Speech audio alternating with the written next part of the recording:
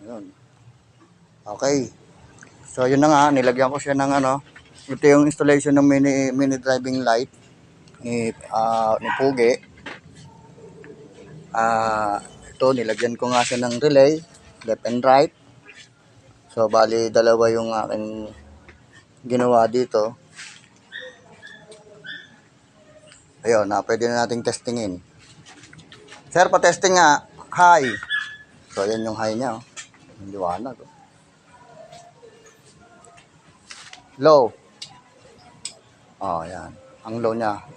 Naka-yellow. Fog light yan. Ayan, yung liwanag ng mini driving light niya. Yan ang mini driving light version 2. DSK model. Ayan. Tapos, in-install ko na rin yung kanyang busina. Nilagyan ko siya ng interruptor. Gigi nga sir, hi. Sige sir. Ilaw nyo. Yun ang low. Yung high, pambasagan yun.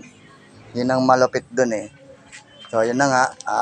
Itong wiring niya, ayusin na lang. Kasi medyo masalimuat eh. Ang daming install. Tapos ito, naka-domino switch siya.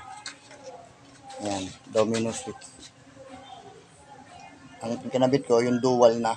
Para hindi na magkabila ang kanyang switch. Magkasama na. Ayan na po. So, yun. Job well done. Okay. Ikakabit na lang namin yung kanyang kanyang body. Kaya ayan, diyan nagtatapos ang aming gawaan. Medyo ginabilang. Thank you. Magandang gabi.